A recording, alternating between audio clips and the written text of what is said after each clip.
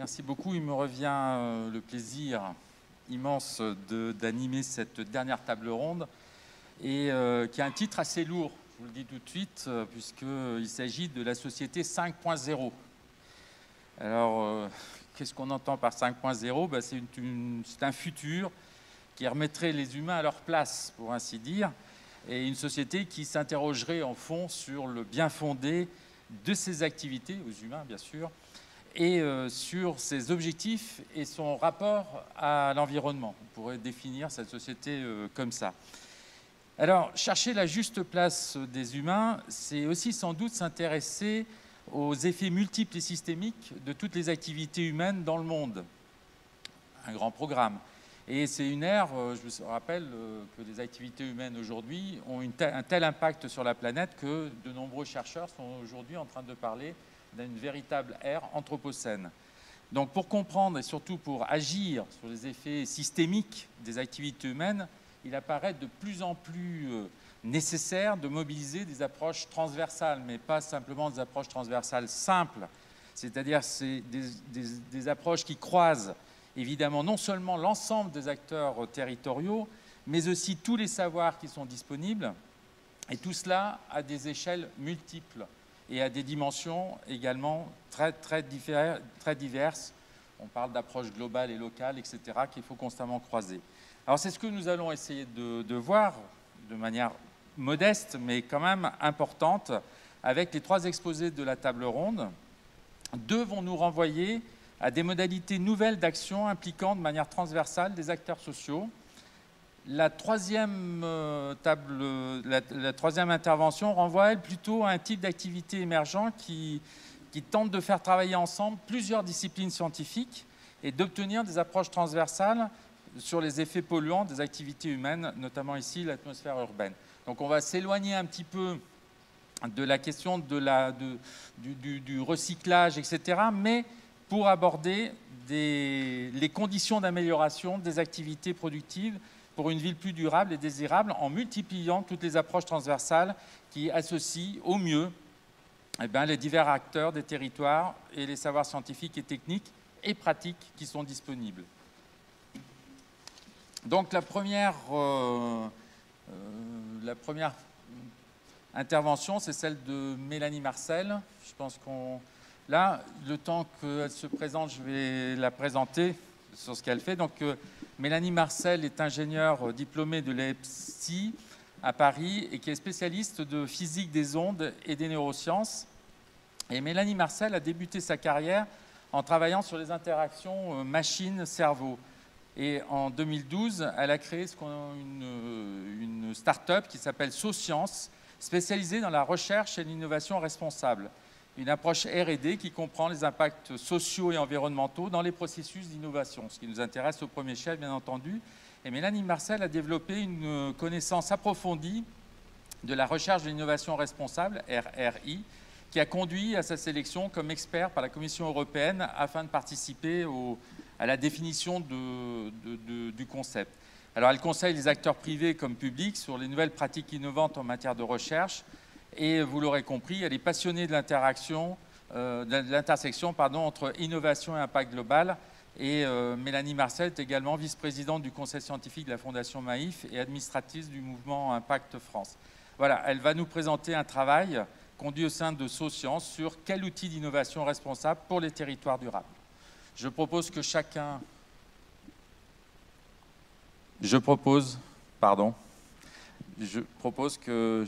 fasse sa communication et ensuite on fera le débat. Voilà. À vous, Bonjour à Mélanie. tous. Vous m'entendez ? Parfaitement. Parfait. Bonjour à tous. Je suis ravie d'être avec vous pour cette présentation. Merci beaucoup pour la petite présentation qui était tout à fait juste. Donc, comme vous l'avez dit, SoScience est spécialisée en recherche et innovation responsable. On peut passer à la slide suivante. Je vais vous parler très rapidement de notre métier pour vous donner le contexte. Et ensuite, je rentrerai sur les détails des programmes qu'on a menés et pourquoi c'est important aujourd'hui de changer la façon de faire les choses. Et surtout, vous l'avez rappelé, moi je suis experte pour la Commission européenne, et donc je vais vous donner un peu ce point de vue aussi macro et politique dans les politiques publiques de recherche aujourd'hui. Qu'est-ce qui est en train de changer et donc finalement, comment est-ce qu'on peut appréhender ces nouvelles façons de faire. Alors, pour le contexte, de façon assez rapide, nous, ce qui va nous intéresser vraiment, c'est faciliter ce qu'on appelle la recherche partenariale à impact positif. Donc, on est quelque part un acteur de la valorisation de la recherche. On s'intéresse vraiment à ce qui va être les thèmes classiques de la valorisation de la recherche partenariale, la question de la propriété intellectuelle, comment est-ce qu'on fait finalement en sorte qu'une recherche dans un laboratoire puisse se transformer dans une innovation en industrie et puisse atteindre un marché ou en tout cas un public. Mais la grande particularité qu'on a, c'est qu'on va se concentrer sur des enjeux sociaux ou environnementaux. En particulier, on va rentrer dans le framework de l'ONU, donc les objectifs du développement durable. Et la manière dont on va faire ça, on va avoir une hypothèse assez forte, c'est-à-dire qu'on va considérer que pour que la valorisation de la recherche ait un impact sur la société, il faut introduire dans toutes les étapes de cette valorisation et dans toutes les étapes de la recherche en amont, les acteurs de la société civile qui ont à cœur et qui ont pour mission ces enjeux sociaux et environnementaux. Donc nous, quand on parle de recherche partenariale, on n'est pas uniquement sur une collaboration, disons, assez classique aujourd'hui entre la recherche publique et une industrie ou un grand groupe industriel, par exemple, ou une grande entreprise. Mais on va avoir à cœur de mettre dans les groupes de collaboration des industriels, évidemment, de la recherche publique, évidemment, mais aussi des acteurs de la société civile. Donc là, ça peut être assez large, notamment ONG, associations, entrepreneurs sociaux. Je vais en parler juste après parce que ce sera un de mes exemples. Mais en fait, des acteurs qui d'habitude ne sont pas forcément associés à la recherche et à la valorisation, mais qui ont énormément à lui apporter, en particulier sur des sujets sociaux et environnementaux. Et je vais vous parler tout de suite d'un exemple qu'on a mené avec un grand industriel en partenaire. On peut passer à la slide suivante. C'est notre programme The Future of Positive Packaging. Et là, ce qui est intéressant, c'est que vous voyez, on va parler d'Open Innovation. Je vais vous présenter le programme. C'est un programme d'Open Innovation. Mais ce qu'il faut noter, donc on le mène en partenariat avec Perrier, qui fait partie du groupe Nestlé, donc grand groupe industriel évidemment que vous connaissez. Et puis on va travailler sur la problématique du packaging, en particulier du packaging plastique qui posait un problème environnemental fort. Et si vous vous rappelez, on a lancé le programme en 2019, si vous vous rappelez bien, en 2018-2019, il y a eu une grande vague qu'on a appelée de plastic bashing dans les médias, mais ça a beaucoup touché très largement le grand public, où il y a eu une vraie réflexion au niveau du grand public sur l'utilisation du plastique, en particulier à usage unique, et donc des bouteilles en plastique, notamment, par exemple, les bouteilles Perrier que vous connaissez bien et qui peuvent être, il y en a en verre, mais il y en a aussi en plastique. Et ça a posé une vraie question du point de vue industriel, parce que en fait, la question que ça pose, c'est ce qu'on discute aujourd'hui dans toute cette journée, c'est la question de la durabilité de nos modèles et de la durabilité de nos modèles industriels et des produits qu'on propose sur le marché. Et il y a une durabilité évidemment environnementale. C'est évident que le plastique à usage unique a des conséquences environnementales désastreuses, mais il y a aussi une durabilité très pragmatique aussi de business, parce que la problématique qui est apparue très très vite avec l'enjeu du plastic bashing, c'est que du coup les gens étaient moins enclins à acheter ce genre de produit. Et donc pour l'entreprise et l'industrie, évidemment ça remet en question le modèle économique et ça pousse à changer. Et donc ce qui s'est passé, c'est que le problème en question, le problème de la bouteille plastique, est un problème extrêmement complexe qui est à la fois technique, parce qu'on est sur de la science des matériaux, donc on a une problématique technique, mais qui n'est pas que technique. Et c'est pour ça qu'on ne peut pas faire de l'open innovation, disons, classique. C'est-à-dire qu'on ne peut pas juste arriver avec une question technique la proposer et voir si des labos de recherche publics répondent ou si des startups ont la solution. Et ça, c'est vraiment très limité. Là, on est sur un challenge qui est bien sûr technique, mais qui est aussi social, qui est environnemental. Il y a une problématique d'acceptabilité des solutions, il y a une problématique d'impact réel de ce qu'on va mettre sur le marché. Et donc, en fait, ces enjeux sont tellement complexes, et c'est le cas, alors c'est le cas ici du plastique, mais c'est le cas, en fait, de tous nos enjeux de transition. On ne peut pas les résoudre seul ou à 2 acteurs, disons experts d'une thématique. On a besoin de compétences très diverses et de points de vue très divers. Et donc le programme The Future of, c'est exactement ça. C'est un programme d'open innovation où en fait on met autour de la table, dès le moment où on pose la question de recherche, tous les acteurs concernés, disons une représentation de tous les acteurs concernés, qui sont donc évidemment les industriels, évidemment les laboratoires publics, acteurs classiques de la valorisation, mais aussi les ONG, les associations, finalement la société civile. Et en termes de start-up, on va chercher particulièrement les entrepreneurs sociaux, c'est-à-dire des entrepreneurs qui existent pour répondre à une problématique sociale ou environnementale. Leur premier but n'est pas un but de croissance ou un but vraiment de acquérir le plus de parts de marché le plus vite possible, donc sur des états d'esprit de start-up relativement classiques, mais vraiment leur premier but, c'est quel va être mon impact, comment est-ce que je fais en sorte de répondre à une problématique des objectifs du développement durable. Donc ça, c'est des entrepreneurs très particuliers. On peut passer à la slide suivante. Je pense que j'ai mis quelques chiffres. Alors là, vous avez quelques détails sur les ODD que ça adresse et puis la manière dont on a tourné la question de recherche, mais je ne vais pas forcément rentrer dans le détail, je pense que j'ai déjà pas mal parlé. Peut-être un point intéressant, c'est la durée. C'est un programme qui dure entre... On va dire, ça dépend des programmes, parce qu'on le fait sur toutes sortes de sujets avec beaucoup d'entreprises différentes, mais ça dure minimum entre 9 mois et 12 mois. Et ensuite, il y a du suivi de projet. Il faut bien se rendre compte que c'est des choses qui prennent beaucoup de temps, c'est du long terme. On est sur des projets de recherche et d'innovation. C'est très intéressant parce qu'en général, les départements innovation ont envie d'innover vite. Si on veut innover durable et si on veut mettre autour de la table toutes les parties prenantes, moi, je ne conseille pas forcément d'aller pour la chose qui va le plus vite possible, mais qui est plutôt le plus inclusif. Ça, ce sera peut-être intéressant d'en parler dans la table ronde. Donc rapidement, quelques chiffres sur la slide suivante. Juste pour vous donner un ordre de grandeur, on a contacté 380 experts. Alors le mot expert est intéressant parce que, vous l'aurez compris, dans ma définition et la définition de SoScience, un acteur de terrain de la société civile peut être un expert. Déjà, à premier titre, il est expert de sa propre expérience et donc il a des choses à nous dire sur la problématique et donc ça nous intéresse. Ce qui peut être à noter, c'est qu'on a eu 15 projets qui se sont créés lors du programme et il y en a 3 qui ont été sélectionnés et qui ont été soutenus. Et notamment, un de ces projets, c'est la collaboration entre Perrier et un entrepreneur social qui s'appelle FlexiKeg et qui, lui, en fait, fait de l'emballage vrac pour les boissons gazeuses. Il a commencé avec la bière et donc là, il y avait tout un intérêt à faire un programme de R&D pour voir si ce qu'il a proposé pour la bière peut fonctionner aussi pour l'eau, et l'eau pétillante en l'occurrence.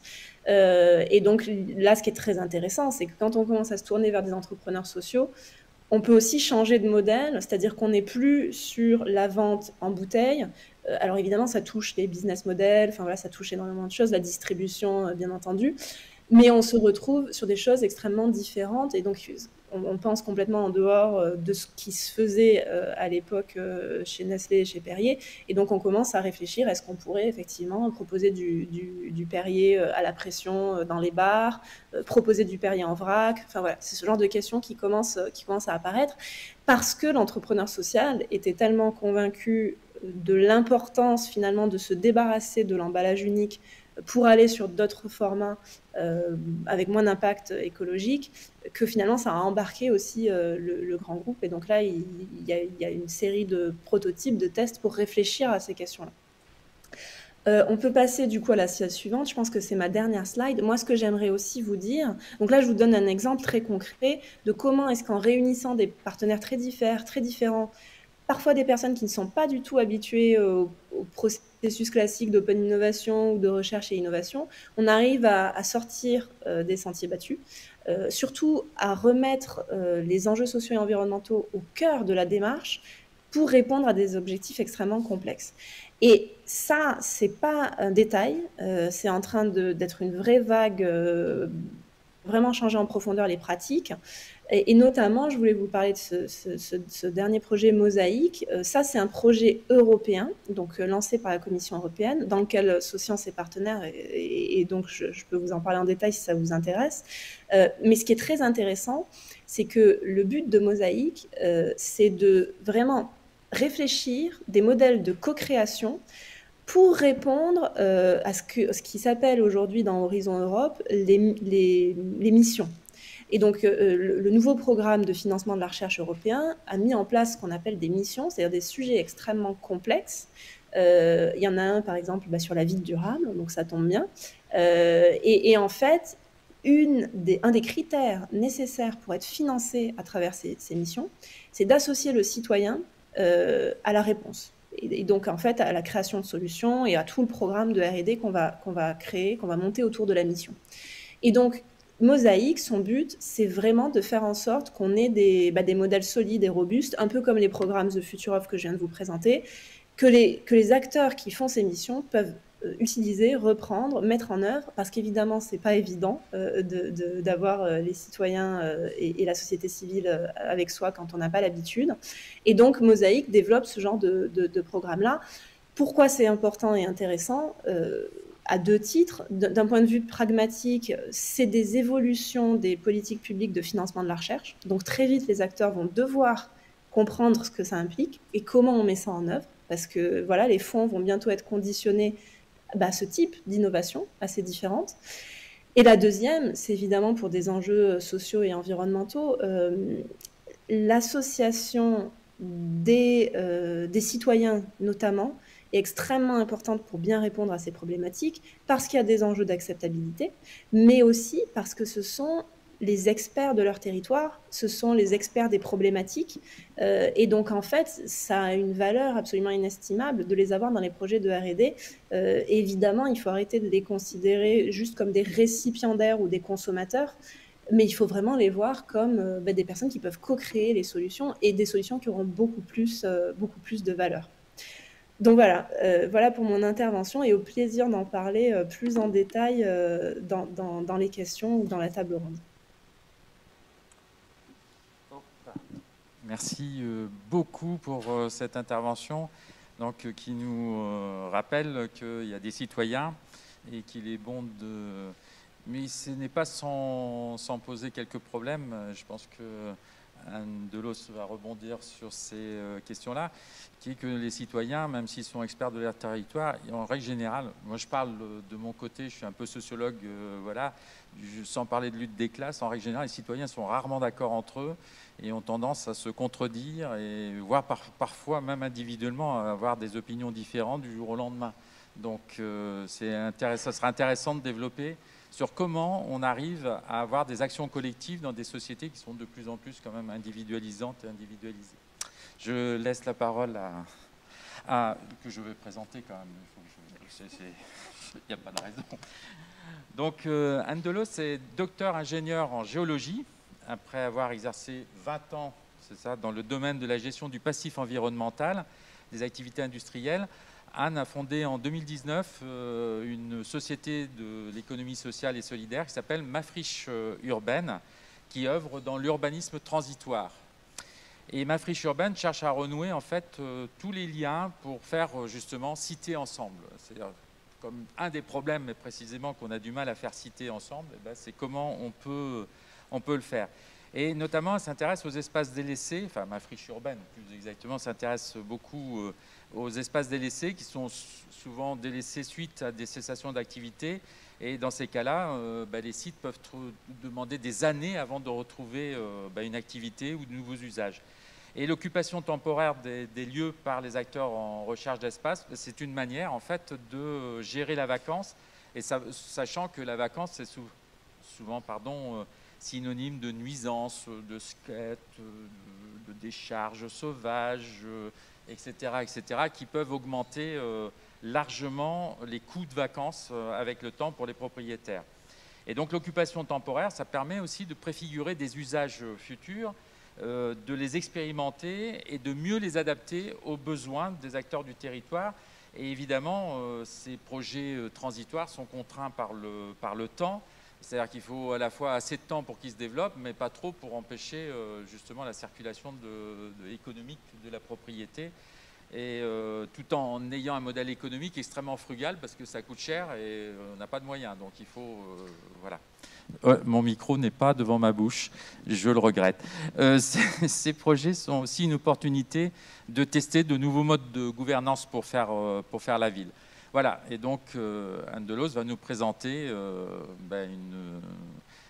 quelque chose autour de la friche urbaine, reconvertir les sols en développant le lien social. Merci beaucoup. Merci de m'accueillir pour cette table ronde. J'en suis ravie et merci pour cette introduction qui est très fidèle à nos activités. En effet, pour nous, l'urbanisme transitoire est une opportunité vraiment pour renouer les liens, pour faire la cité ensemble, c'est-à-dire vraiment pour tester de nouveaux modes de gouvernance. Et ça nous tient à cœur dès la conception de projets d'urbanisme transitoire, d'occupation temporaire, d'emmener les différents acteurs dans une démarche de co-construction. C'est-à-dire souvent, nous, on est mandaté par un propriétaire foncier dont son foncier est délaissé et il envisage l'opportunité de créer de la valeur en fait, sur ce site pendant le temps de vacances. Et cette valeur, pas nécessairement une valeur économique. Bien souvent, c'est un intérêt commun avec le territoire. Donc ces projets sont développés en collaboration avec les collectivités. Pour nous, vu que, comme Jean-Yves l'a très bien expliqué, c'est que ces projets sont temporaires, donc ils sont contraints par le temps. Et il y a une nécessité d'une mise en œuvre rapide, d'une acceptabilité rapide aussi de ces projets. Et surtout, comme ce sont des projets frugaux avec un équilibre économique qui est très fragile, et de réalisation permet en fait de consolider ce modèle économique. Et pour nous, rien que tel qu'un projet de territoire qui soit consenti avec l'ensemble du système. Et l'ensemble du système, ce n'est pas seulement le propriétaire foncier et les collectivités, mais c'est aussi les bénéficiaires, c'est-à-dire les citoyens, les administrés, mais également les acteurs économiques, les acteurs institutionnels qui sont autour de ce site. Donc, par exemple, j'ai quelques exemples à vous donner. Et vous allez voir, ce n'est pas toujours facile. Ici, c'est un projet par lequel on a été mandaté par la SNCF Immobilier à Dijon. C'était un ancien foyer de travailleurs. Et la moitié de ce site est inoccupée depuis 2016. Et il y avait 44 chambres et des espaces communs au rez-de-chaussée. Et donc, la SNCF est venue nous voir à l'été 2020 pour envisager une occupation temporaire sur 1 an, de janvier 2021 à décembre 2021. Et donc, envisager un projet d'occupation temporaire, cela consiste à savoir quelles sont les activités qui peuvent prendre place dans ce site, compte tenu de la configuration physique de ce site. Donc, en tenant compte des aspects réglementaires, sécuritaires, etc. Mais aussi savoir quels sont les besoins territoriaux, quels seraient les acteurs qui pourraient être intéressés pour investir ces lieux. Et puis, un projet d'occupation temporaire, c'est aussi donner sens à un projet et le faire en sorte que ça réponde vraiment aux besoins du territoire. Bien évidemment, ces projets, notamment dans un bâti, nécessitent certains aménagements de remise aux normes. Et donc, il faut que ces aménagements, ces investissements soient amortis sur la durée d'occupation. Autant vous dire que sur 1 an d'occupation, les investissements ne peuvent pas être lourds. Et là, pour nous, ça a été toute la force en fait de monter ce projet avec des futurs occupants potentiels, c'est-à-dire des personnes qui pouvaient être du territoire, qui étaient intéressées d'occuper ce bâti, et de voir quel était le projet le plus adapté sur un temps aussi court. Donc il y a eu le propriétaire, de moindre mesure la collectivité, parce qu'on n'a pas pu la mettre vraiment en partenariat dès le départ sur ce projet, mais des futurs occupants. Et donc, effectivement, il y a eu cette occupation qui a eu lieu à partir de janvier 2021 jusqu'à la fin de l'année, donc de cette année, et celle-ci est renouvelée. Donc l'occupant, c'est ADEFO, et c'est un acteur de l'hébergement d'urgence. Il ne va pas occuper les 44 chambres. Il n'y a que 15 chambres qui sont occupées pour des logements intercalaires, c'est-à-dire des personnes qui viennent de centres d'hébergement d'urgence, et avant de les laisser dans une location en totale autonomie, là, ils viennent s'installer de manière sur 4 à 6 mois pour pouvoir tester en fait vraiment leur autonomie à vivre seul dans un logement. Et il y a une mixité d'usage parce qu'au premier étage sont accueillis des activités économiques, et au rez-de-chaussée, ce sont des espaces communs qui sont aussi mis à disposition à des associations, notamment ici à la Fondation Orange pour faire des formations numériques. L'avantage de ce projet, non seulement c'est la mixité des usages, la mixité des acteurs qui interviennent, mais nous sommes en train de procéder en fait à un projet de mesure d'impact environnemental, social et économique pour voir en fait quels sont les impacts de ce projet. Et bien au-delà de ce qu'on a pu imaginer,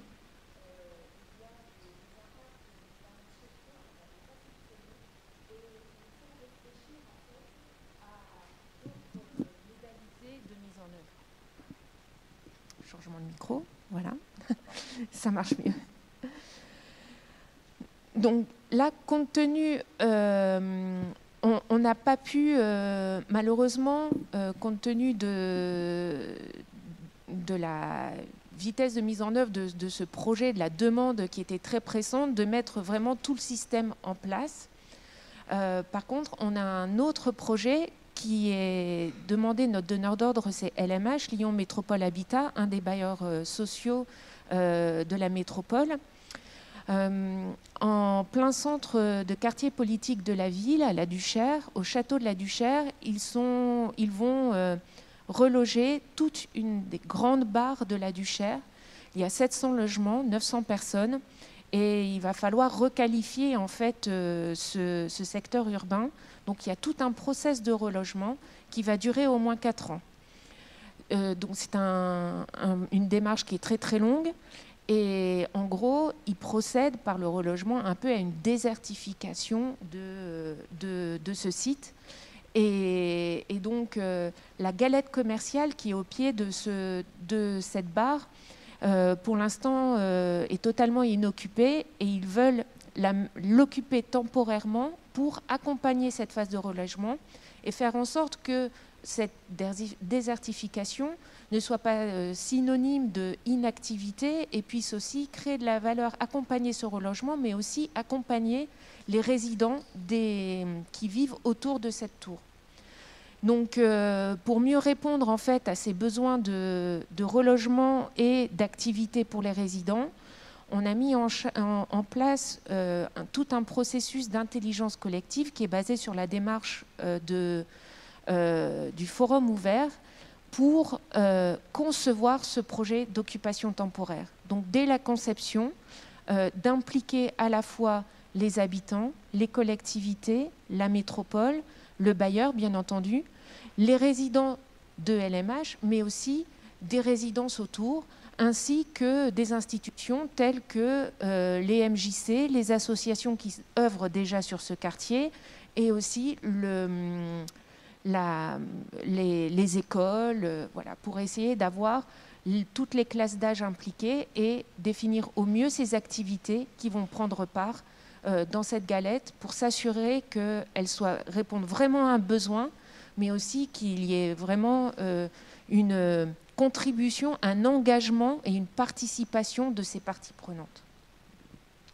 Donc en fait, cette démarche pour nous, c'est vraiment faire partager la richesse des différents points de vue, d'un gain de temps dans la mise en œuvre de ces projets, de faciliter en fait le développement de ces projets d'occupation temporaire qui sont donc, par définition temporaires très courts, de favoriser l'acceptabilité et de mettre en œuvre des systèmes un peu plus coopératifs entre différents acteurs, que ce soit des entreprises, des associations, des citoyens et des collectivités. Donc pour nous, ça répond vraiment à notre mission de cohésion territoriale renforcée. Néanmoins, ce n'est pas toujours facile. Pour la maîtrise d'ouvrage, c'est la peur de ne plus maîtriser son projet, c'est-à-dire qu'il y ait tout et n'importe quoi qui se développe sur ce foncier. Et on ne parle pas de ne pas récupérer le foncier. Ça, c'est une question, maintenant, ça a été prouvé, les propriétaires fonciers récupèrent leur foncier après une occupation temporaire. Mais là, dans cette démarche de co-construction, c'est de ne plus être le seul maître à bord dans les décisions d'occupation. Ils ont peur aussi de créer des frustrations auprès notamment des citoyens, de leurs résidents, de leurs bénéficiaires ou administrés. Ça pose des questions aussi de collaboration à la fois technique. Lorsqu'on fait de la co-construction sur un projet d'aménagement, il y a certaines questions techniques, que ce soit au niveau réglementaire, de dépollution, des questions d'amiante, de faisabilité technique et sécurité. Quel est le degré d'information à partager pour que ça soit un projet de co-construction efficace, qui soit vraiment faisable, mais aussi des problèmes de différents niveaux politiques. On veut tous que ça soit un projet qui soit au service du territoire, mais il y a des points de vue divergents, des attentes et des intérêts divergents. C'est pas évident. Et cette co-construction versus la décision, finalement, il y a quelqu'un qui est payeur. Et quel est le poids, en fait, c'est là toute la gouvernance en fait qui finance en fait toute cette co-construction qui présente un intérêt commun, et donc ça pose pas mal de questions et c'est un vrai boulot. Et bien entendu évaluer les bénéfices en conduite de projet ou en impact environnementaux ou sociaux de toute cette démarche ne sont pas évidentes, parce que souvent, ça se traduit en coûts évités, en économiques, environnementaux et sociaux, un outil qui soit à la fois de mesure, mais aussi de prise de décision pour mettre en œuvre ces projets.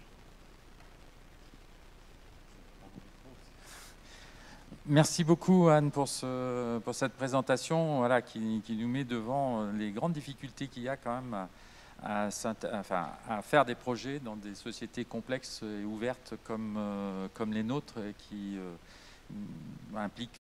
Le titre de l'invention de Lionel, c'est « Simulation numérique de la ville, dialogue entre la science, la technique et l'humain », justement. Et Lionel est professeur des universités à l'INSA de Lyon. Il est directeur adjoint du laboratoire de mécanique des fluides et d'acoustique. C'est un vrai chercheur très dur, par rapport à moi qui suis très mou. Depuis public par des entreprises privées pour évaluer la qualité de l'air et les impacts environnementaux de la pollution. Évidemment, Lionel va nous présenter donc la manière dont son travail autour de la modélisation et de la simulation numérique se nourrit constamment du dialogue entre les sciences, les techniques, les sciences sociales, telles qu'elles produisent des connaissances sur les usages sociaux, les comportements individuels et collectifs des habitants, qui ne sont jamais homogènes, qui sont des données extrêmement hétérogènes souvent. Et c'est ce dialogue entre connaissances scientifiques plurielles qui rend son travail particulièrement fécond et pratique.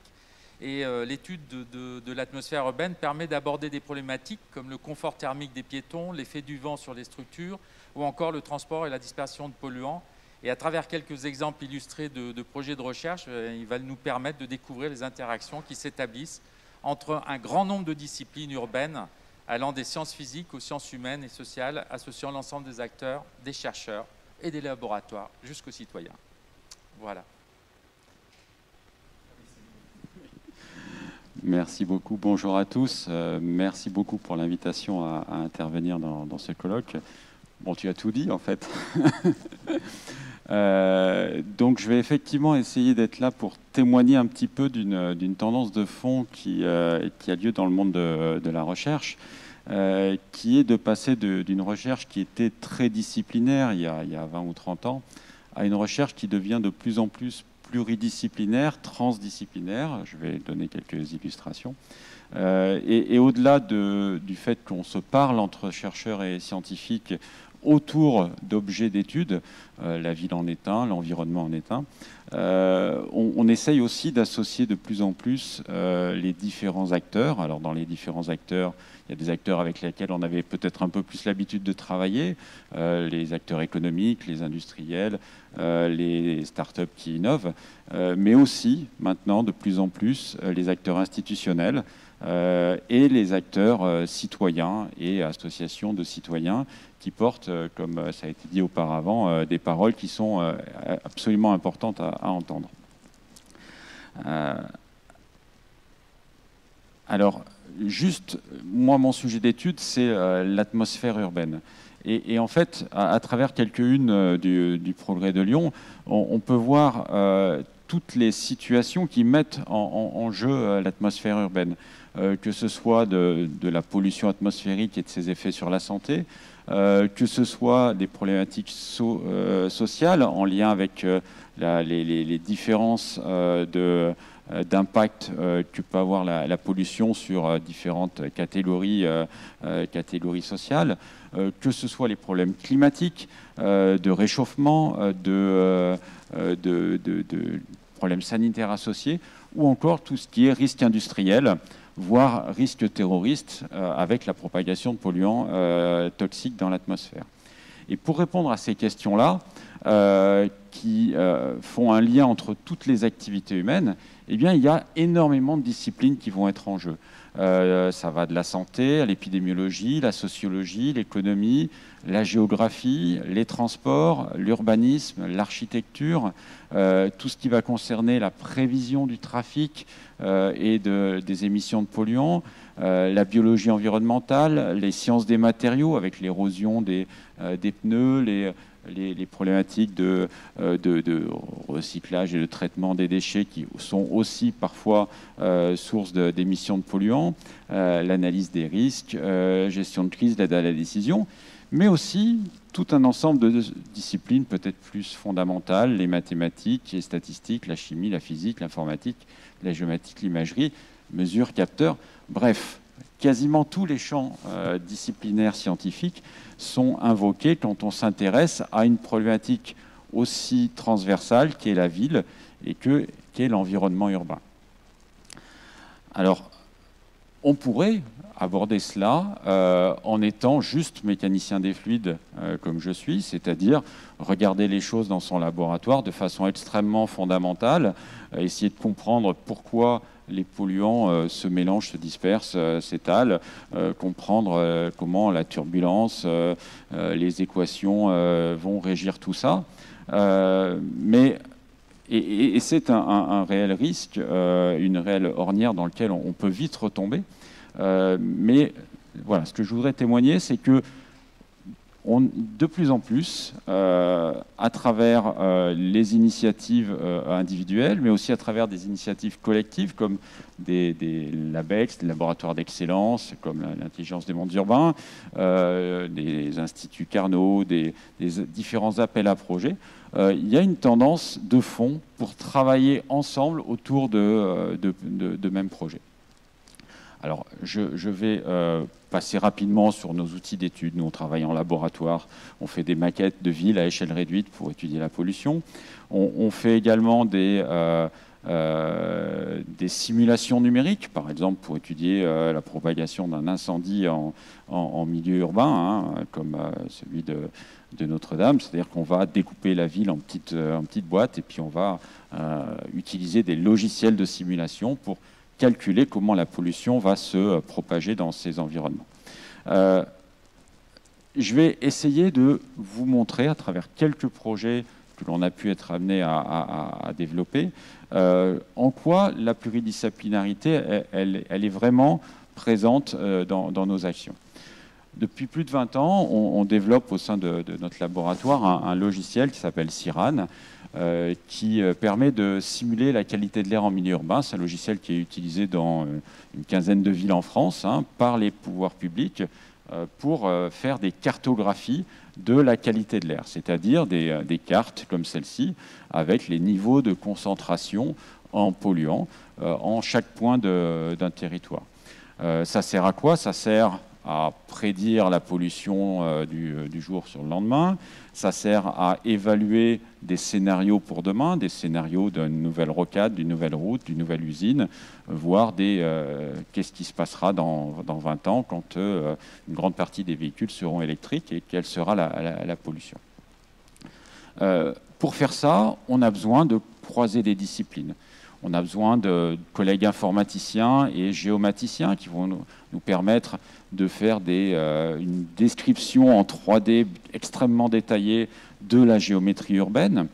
On a besoin d'avoir des gens qui vont mesurer la pollution atmosphérique sur le terrain, que ce soit des acteurs de recherche comme le laboratoire CITI, que ce soit des acteurs publics comme les agences de qualité de l'air comme Atmo Auvergne-Rhône-Alpes.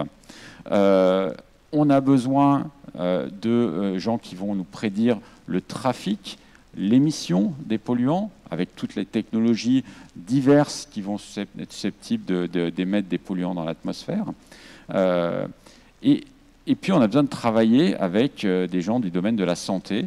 Donc, par exemple, ici, j'illustre des applications de ce logiciel pour faire une reconstitution de la vie d'exposition de patientes qui, pendant plus de 20 ans, ont pu être exposées à des polluants. Et dans le cadre d'une étude épidémiologique, eh bien, on a besoin de faire le lien entre quelle est la note de pollution, c'est-à-dire à combien la personne a été exposée pendant toute sa vie, avec est-ce qu'elle a ou pas déclenché telle ou telle maladie. Et on va utiliser ces outils pour faire cela. Et donc, on va travailler aussi avec des médecins, des épidémiologistes. Et enfin, eh bien, on va travailler avec le grand public. Et donc, dans le cadre de projets de recherche, on va essayer de voir comment le grand public perçoit la pollution atmosphérique, parce que c'est bien beau de travailler entre gens sérieux qui visons à prédire la qualité de l'air, mais ça ne sert pas à grand-chose si les gens qui la perçoivent et la ressentent tous les jours ne comprennent rien à ce qu'on fait. Donc il y a l'idée aussi d'aller vers les citoyens, et on l'a fait en collaboration avec Atmo Auvergne-Rhône-Alpes, avec le développement d'une application qui est disponible sur smartphone et qui permet de voir nos cartes de pollution, de se positionner avec la géolocalisation sur la carte, de voir à quel niveau on est exposé, et pas seulement de voir l'information du capteur qui est à 3 km de soi, mais la pollution vraiment là où on est. Et on a, avec des collègues sociologues, psychologues, travaillé pour voir comment les gens recevaient cette information, comment ils l'apercevaient et comment, surtout, et c'est peut-être ça le plus important, c'était vecteur de changement de pratique. C'est-à-dire le fait d'avoir une information mieux comprise sur la qualité de l'air pouvait changer les pratiques au quotidien en termes de déplacement, par exemple, ou toute pratique susceptible d'impacter la qualité de l'air. Voilà, je ne vais pas aller beaucoup plus loin. On travaille aussi sur les microcapteurs, mais je pense que le temps est compté. Donc, c'était, si je dois conclure, c'était simplement pour montrer que, voilà, on n'est pas tout à fait dans le domaine du recyclage, mais de manière générale, dans ces domaines de la recherche et de la recherche en lien avec l'environnement, on va de plus en plus vers l'intégration de l'ensemble des acteurs, non seulement dans les usages finaux, mais dans la pratique et la construction de la recherche.